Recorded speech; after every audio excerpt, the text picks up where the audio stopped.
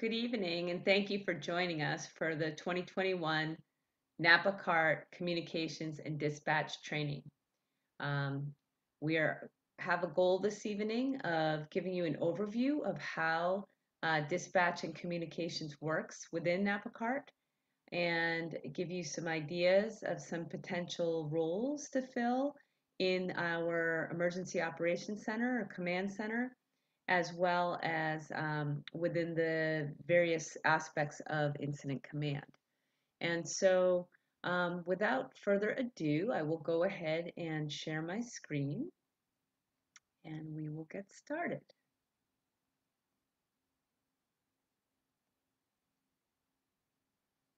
Alrighty, so you should be looking at our opening slide here, which is just a picture of Napa CART working together with Napa CERT in the 2020 glass fire at the command center that was established at Napa Valley Horsemen's Association in Napa.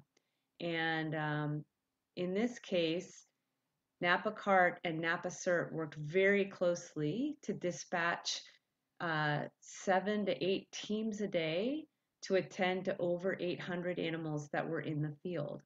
And this is just one component of Napa CART operations. So we have our field operations that are going on, but we also have large animal shelter, companion animal shelter, we have hotline going on, and we have hundreds of volunteers being coordinated. So as you can imagine, having a command center with a strong dispatch and communications team was key to taking care of that number of animals in 2020.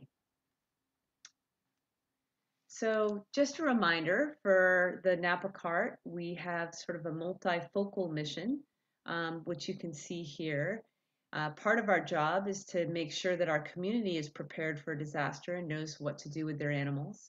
And a very large part of our job is to assist the county during a disaster to handle evacuation and shelter of animals, both companion animals and livestock during a disaster.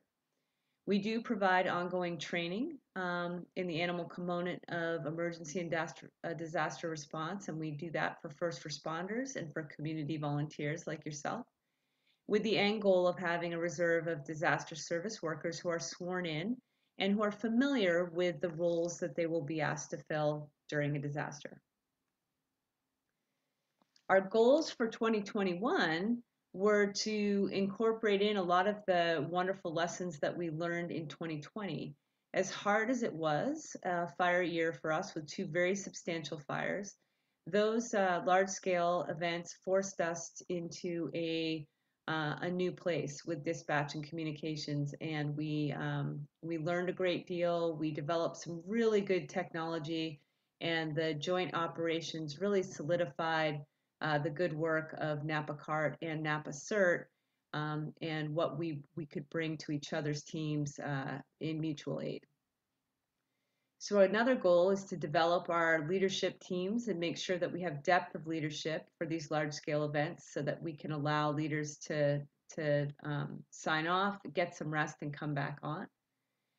We also are working to beta test the Shelterly system, which is an incident management app that was developed by Trevor Skaggs and his team out of North Valley Animal Disaster Group. And that is something that we've been training on, and we hope to use this year and test it against our systems that we have in place. We do want to enhance our cross-training of CART and CERT, and really develop Napa CART's communication skills, ham radio certifications, and proficiency. Napa CART, although we benefit tremendously from working with CERT and have come to rely on CERT, there could be a situation where CERT gets called away in a large-scale event, and Napa CART would need to be able to stand up its command center and its communications.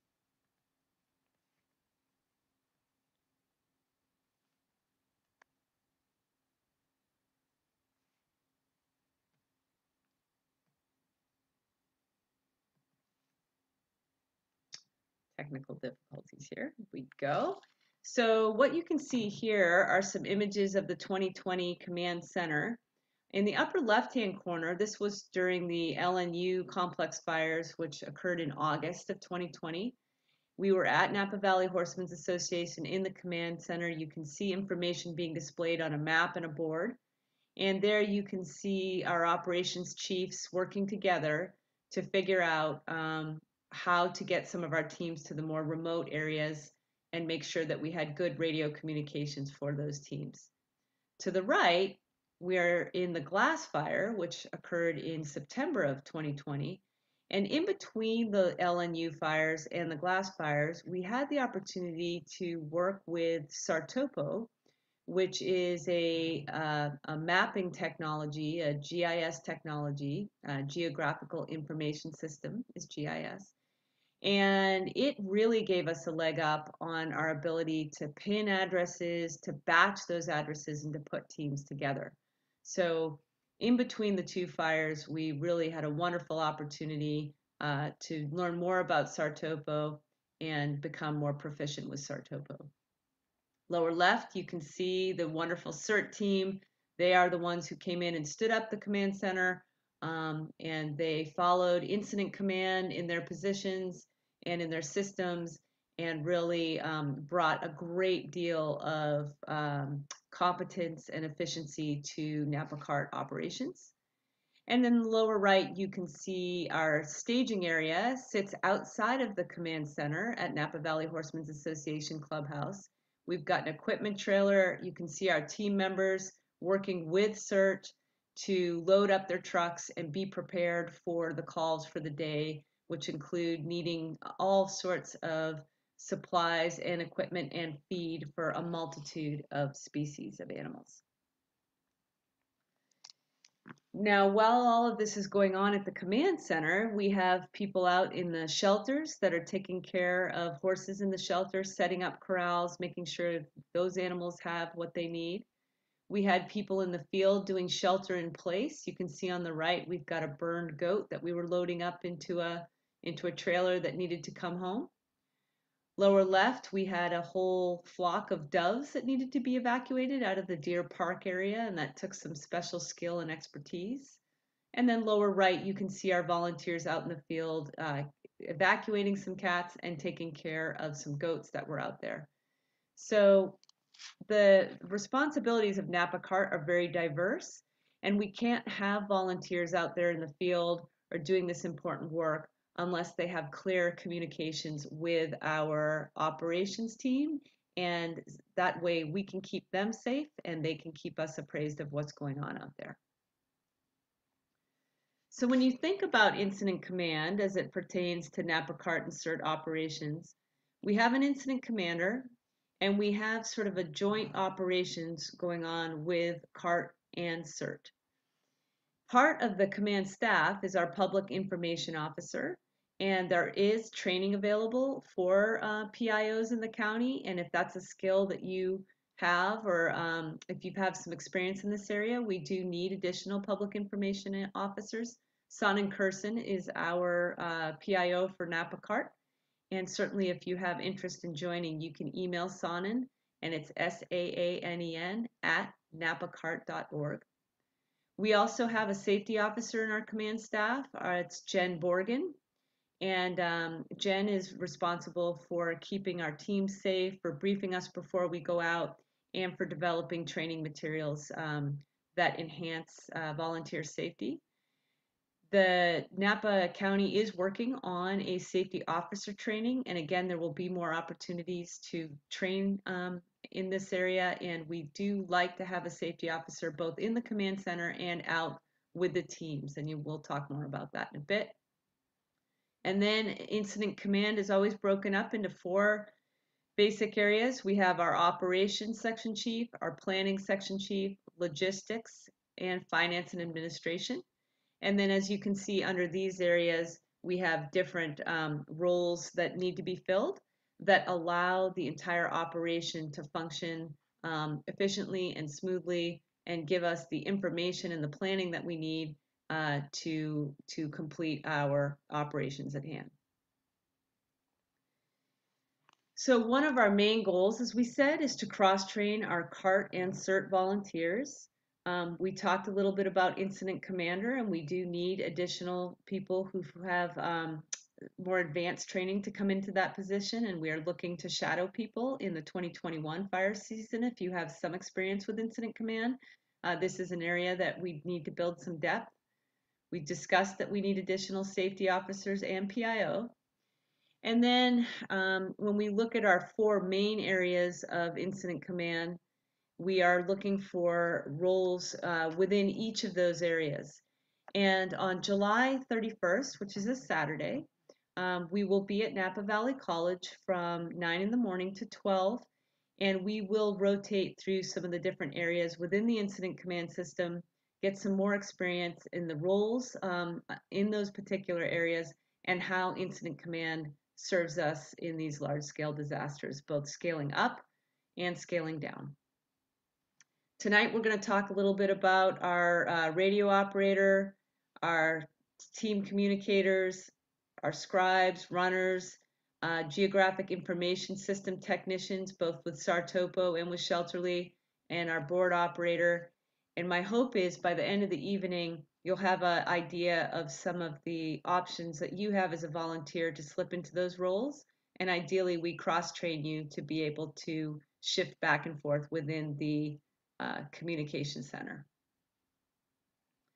So the main goals of the safety officer are to brief the field operations or ASAR teams at the command center and make them aware of the risks associated with the ambient conditions that are in front of them, and also remind them about the size up and the appropriate protocols to follow. The safety officer will often attend the daily Emergency Operations Center cooperators meeting with the incident commander, and then that information can be transferred down to the teams. There's a trickle down. We talk about air quality index. We talk about heat index and heat illness prevention. We're always going to be aware of where the fire is and have some very safe protocols for checking in and making sure that we're not anywhere near active fire. And again, safety officer in the command center is a very vital role.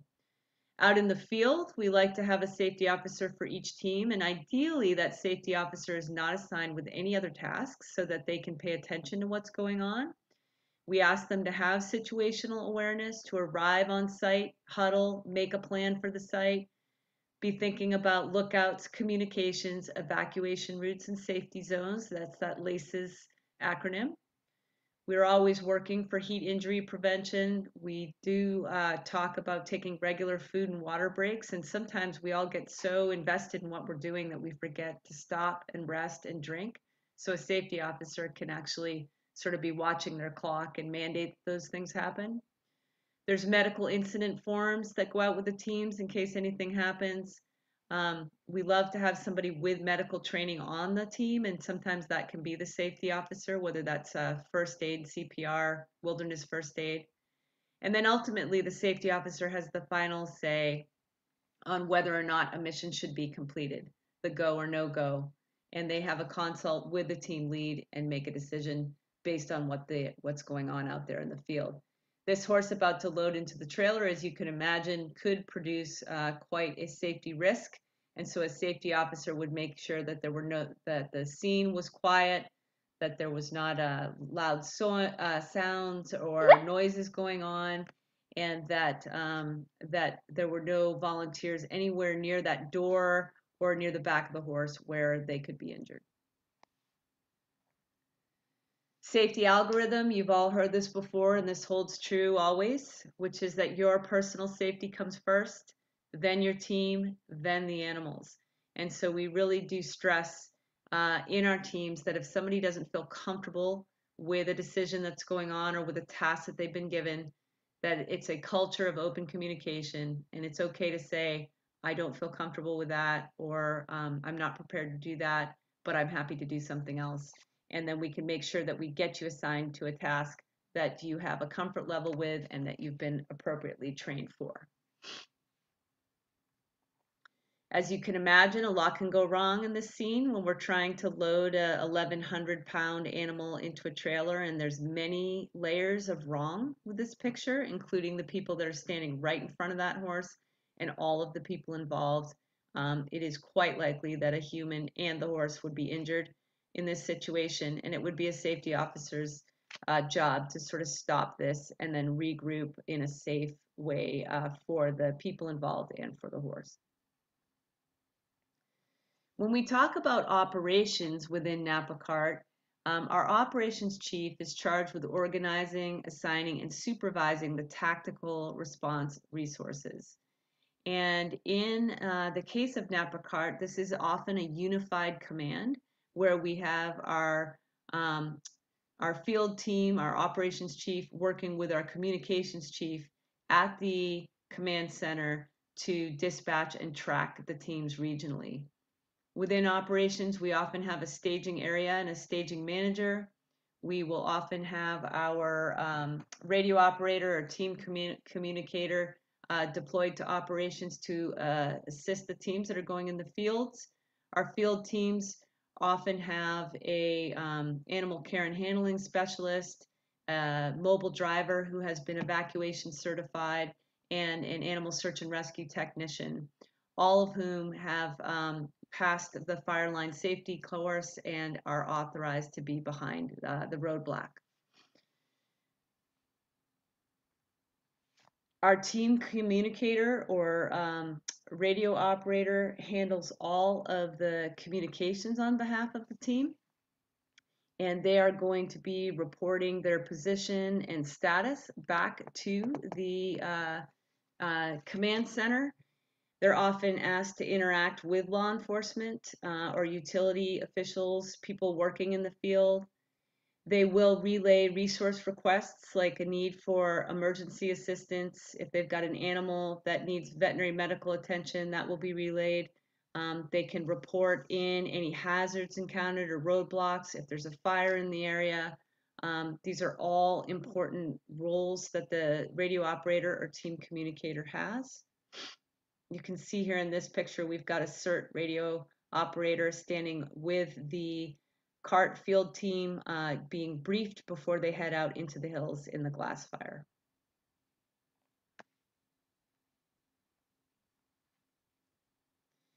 The team communicator is also charged with keeping an eye on the situation, maintaining good situational awareness.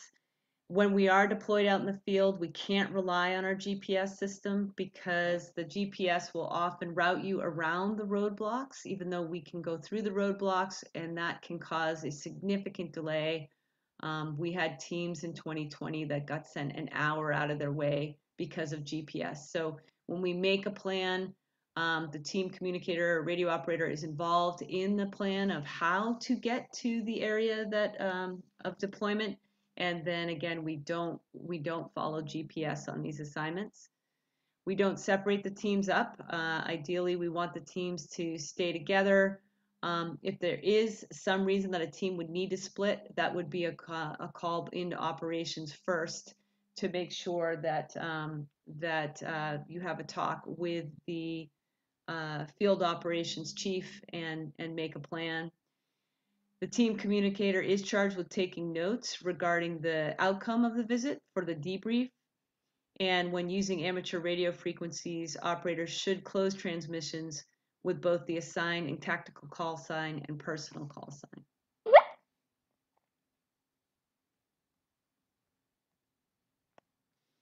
As far as personal protective equipment, we do recommend that you wear comfortable work shoes that have a Vibram sole, no open-toed shoes. Oftentimes in these areas that have burned, there will be nails and debris in the ground, and you have to have sturdy boots where you're unlikely to get a nail puncture through the bottom of your sole. We do ask that you wear long sleeves and long pants. Even though it is hot out there, it's important to protect your body from the hazards that you're going to encounter out there. Ideally, you want to wear cotton or something that will not cause a problem if there is intense heat.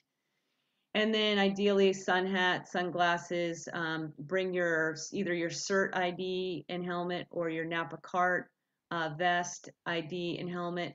You will often be issued equipment, personal protective equipment at the staging area, depending on the conditions.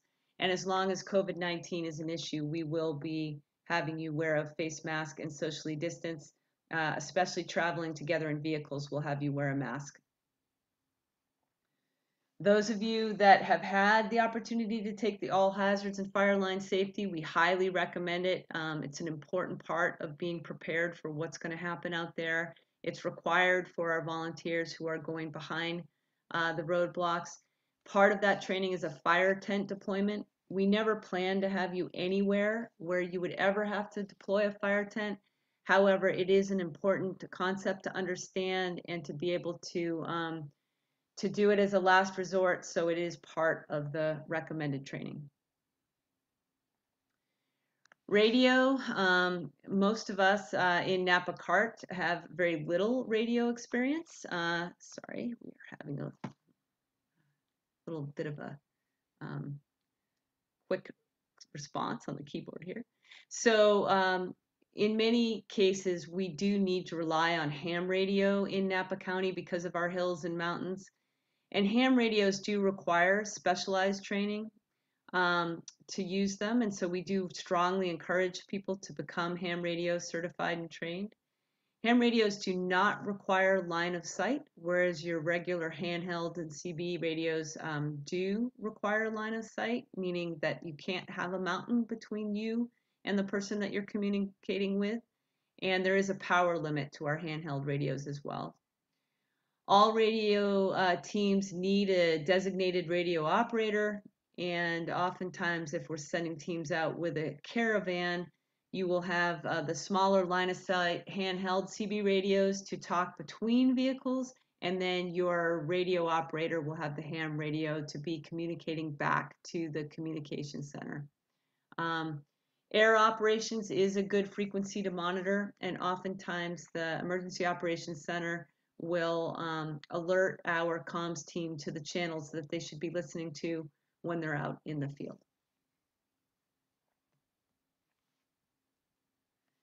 Just to review line of sight, this concept of radio waves traveling, they do need to, in most cases, if it's not a ham radio, have to have line of sight, and a repeater can be used to bounce that signal up over a mountain into the next valley. And we do have several repeaters in the Napa Valley. And as you learn to use the handheld radios that we have, you would learn which repeater to tune into to get the best radio capability.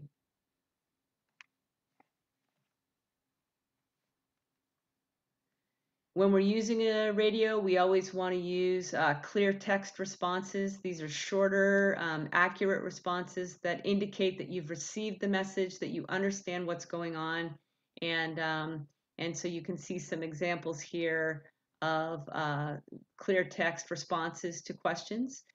One of the most important things about radio use is that you have to get used to the concept of it's hey you, it's me.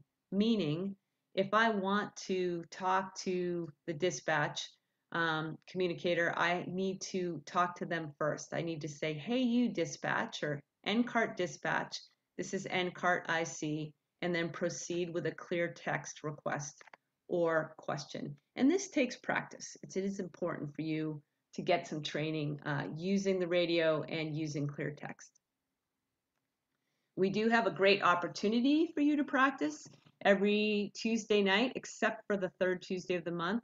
We do have a radio net where ham operators can practice using their ham radio. It's very user friendly. It's very supportive. If you're interested in doing it, you can reach Alan at napacart.org for more information. There is a National Association for Amateur Radio site, ARRL.org. They often have the most recent dates for taking your ham radio certification. There are study materials online that can prepare you for that. And in the future, we'll work with CERT to coordinate some testing so that we can get more of our volunteers ham radio certified and then get you the practice you need to have the comfort level to be out there and use the radio correctly. Staging manager is a very important role within operations. We have our staging manager maintain our equipment log. They're going to check in and out the equipment to our field teams. They are important part of getting our volunteers briefed so they understand what the conditions are, what the expectations are. They do display some just-in-time training so that when you show up, it kind of reminds you of order of operations. Make sure that you're filling out your T cards for both yourself and your vehicle, that you're filling your vehicle with water and with some snacks, that you have the equipment that you need to do your job, and the staging manager will often ask for inventory requests through our logistics chief to provide additional supplies for needs with shelter in place. So staging manager is a very important job. We have Mike and Nancy Curson and Michelle Harrison doing that for us, and we do need some depth there as well. So if this is something you'd be interested in, you can email us at info@NapaCart and let us know that you're interested in staging manager, or if you're interested in being a radio communicator or radio operator. We'd love to hear from you. Planning is a very important part of what we do. We can't successfully complete our operational plans if we aren't maintaining situational awareness, tracking our resources, and making sure that we can get our operations team what they need in terms of information and resources. So within our planning unit, we have our status and check-in recorder who is receiving radio communications from our field radio communicators. We have our situation unit leader who is also our board operator. We have our geographical information system technician, and we have two different systems that we're using. We're using Shelterly, which is our disaster app. It's a management app that handles the information about an animal from the original hotline call all the way through to when the animal is reunified with its owner. So we'll be doing some training on Shelterly at our training on July 31st, and we have some online training if you're interested in getting a little bit more experience with Shelterly. And then in our planning team, we do often need a runner, which is somebody that can go back and forth and make sure that information is being relayed from our check-in and status recorder to our board operator.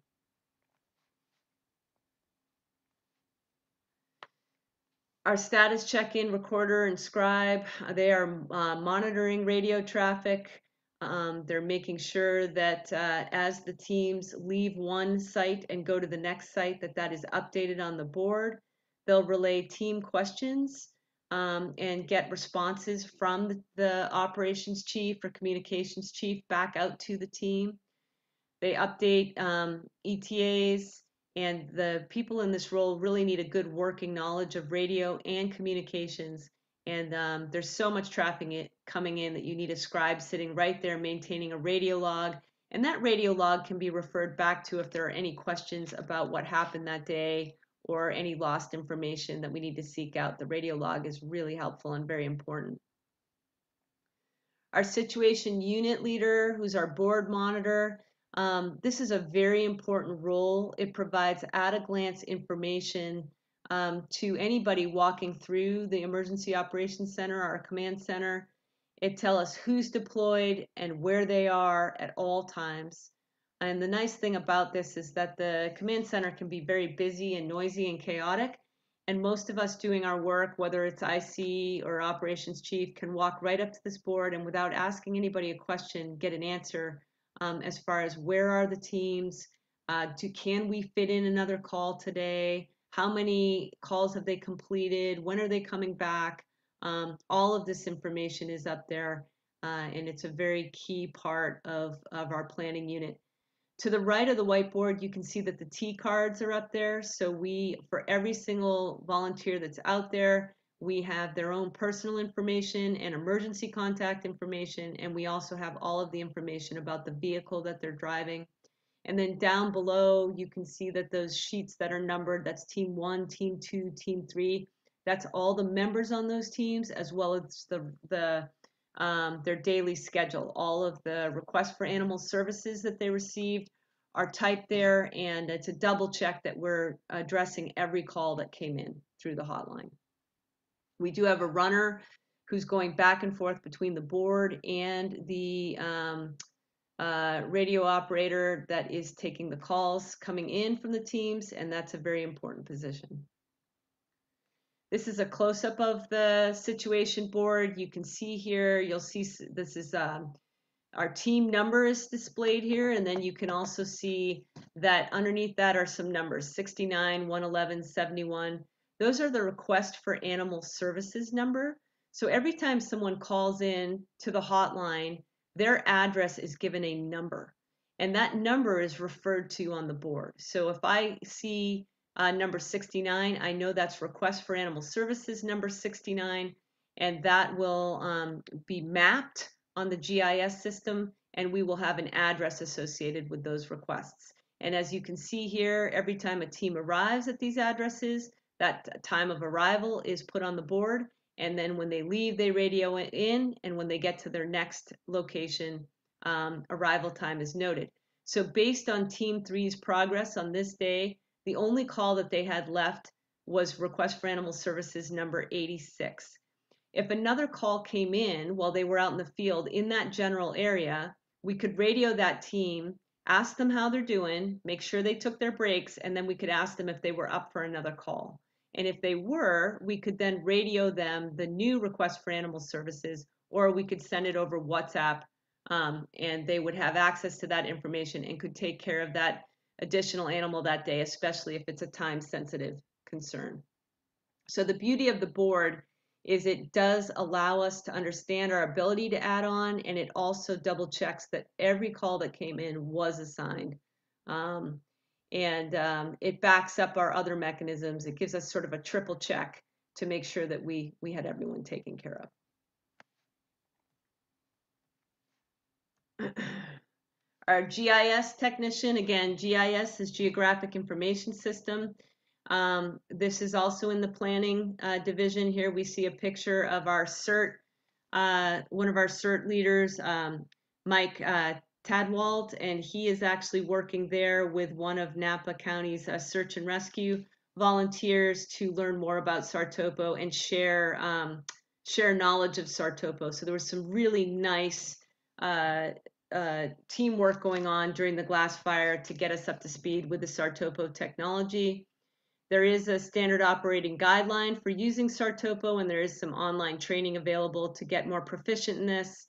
And it involves creating daily folders, making sure that every request for animal services has been pinned on the Sartopo map, and then those pins are batched into calls and teams are assigned to those regions.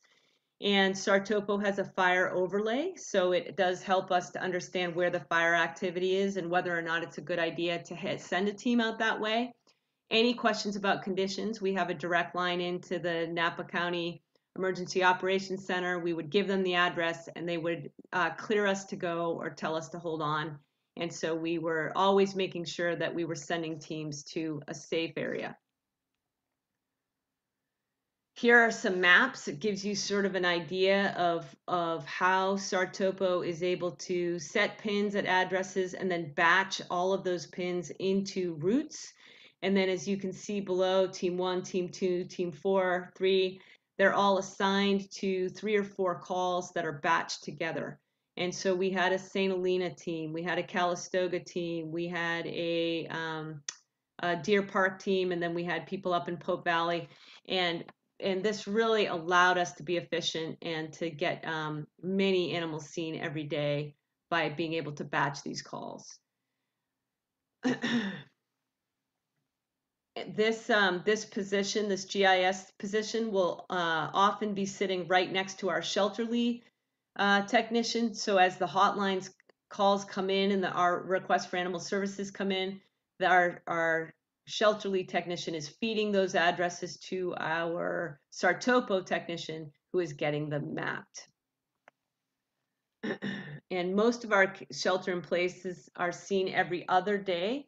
So once all the teams were out, the GIS technician could work on creating the list of calls for the following day and making sure all those were mapped and that all the notes were being entered into Sartopo. So it's a very efficient way to get our teams out and then plan for the next day.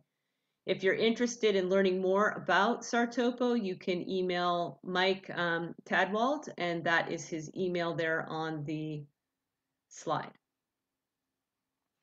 Shelterly, we talked a little bit about this. This is a very exciting app that was developed by Trevor Skaggs and his team out of the North Valley Animal Disaster Group. And NAVDAG has been incredibly generous with Napa CART in sharing standard operating guidelines, access to technology. Really, Napa CART wouldn't be where we are without North Valley Animal Disaster Group. So we're very thankful to be beta testing Shelterly this year.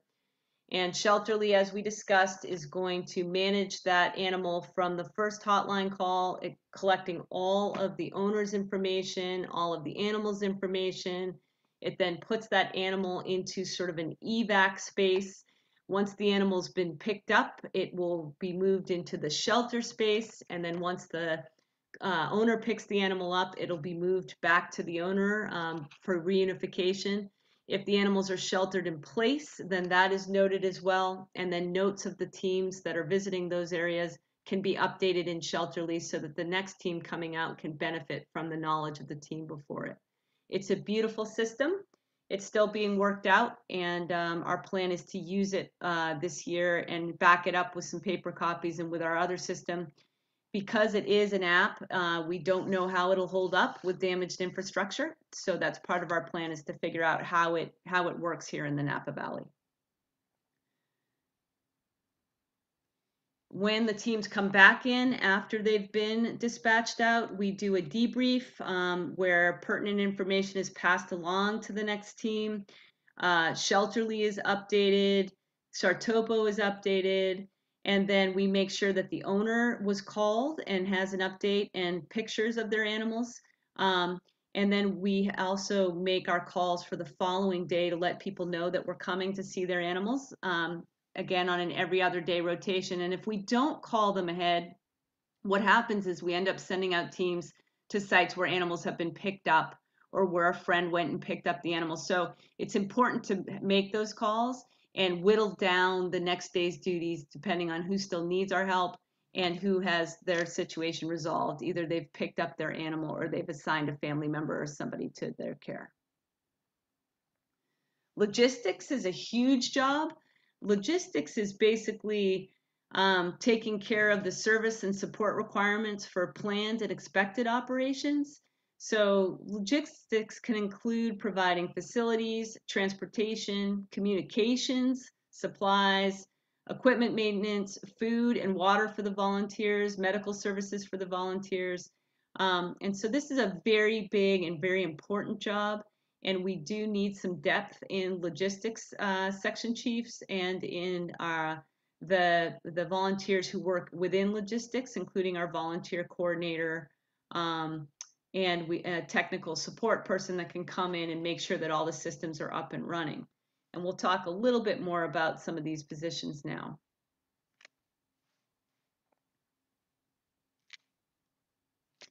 So one of the most important things up in this upper slide here is that we are making sure that our volunteers that are at the command center and that are at the different shelters and areas of operation have water, have food, have what they need to stay healthy while they're volunteering. Toiletries, internet and technology needs need to be met, power, security if it's an issue. The staging area also needs a logistics chief to make sure that they are up, have what they need as far as supplies and equipment, whether that be pig food or chicken feed or chicken feeders or water troughs. As you can imagine, during these long events, some of which lasted 3 weeks last year, we needed to recreate some infrastructure for these animals that were left behind. And so This is a big part of logistics, is making sure that you have everything you need to operate efficiently, including volunteer coordination, which is a very large job within Napa CART, given the several different areas that we have volunteers working. Volunteer coordinator, we have some great people on the team. We are merging on to Better Impact, which is a volunteer management system, and Lisa Towell has taken that on. We have some other great volunteers that are interested in assisting, but we do need more depth in the volunteer coordinator area. Volunteer coordinators can work from home and do many of these tasks, or they can be down either at the command center or at one of our peripheral sites, whether that is the livestock shelter, the companion animal shelter, or elsewhere. They assist with shift sign up based on the need for volunteers. They can email the leads with a volunteer roster every day, every morning, so that as leads, the shelter lead, for example, knows that they have those positions filled and who's coming, and can orient their staff to make sure those volunteers have what they need. Volunteer coordinator is answering volunteer questions, ensuring that the volunteer has met the training requirement for those positions. And we are working on a merit system with Napa CERT to have a little badge on your phone, for example, when you've completed hauling certification, or if you're a sworn DSW, or if you've done the fire line or all hazards. So you might see that this year. We may send you an email with some merits to have on your phone. Our volunteer coordinator provides volunteer updates, and they work to update Better Impact once we have that up and running. This is a great picture of some of our wonderful team here. Vicki Dawson, we've got Megan Van Kutrin, and we've got some other volunteers here showing up and checking in. And it's a very important part of the role, as you can imagine, to get our volunteers oriented, all their paperwork filled out, signed in, and ready to go to work. As far as administration, this is a really important part of what we do too. This is keeping track of all the paperwork associated with operations, tracking the 214s, tracking mileage, filing the request for animal services, printing out shelter lead requests and RFAS for our field teams, collating daily stats so that we can report back to the Emergency Operations Center, assisting planning. And usually our runners and our scribes are going to be overseen by our admin team, who's going to assign volunteers to those roles. Here's two great CERT volunteers last year that were helping to run the board and be a runner, and really made a very big difference in how efficient our operations center were. If you're interested in taking some home study or online study, if you go to napacart.org, there are some great training videos. I encourage you to look into them and get cross-trained. Even if you're going out to be a radio communicator, it's really helpful to understand what's going on with the volunteers. Any vehicle that's going behind the roadblocks does need a vehicle inspection sheet. So even if you're a scribe or a scout that's going out, we will inspect your vehicle before you go out. We don't want to become an incident within an incident. So this is important part of what we do. There's a volunteer handbook, code of conduct, a bunch of materials that'll sort of help you to understand your role within the Napa CART.